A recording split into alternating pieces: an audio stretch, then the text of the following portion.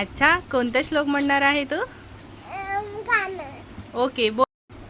सदा सर्वदा तुझा गोलाबा तुझी कानी देव माझा भला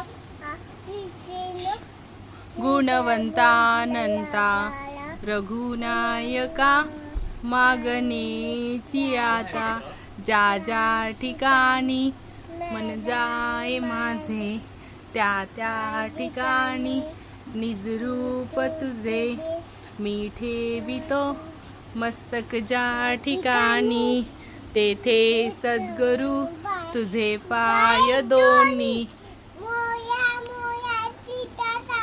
तुझीच सेवा करू काय जाणे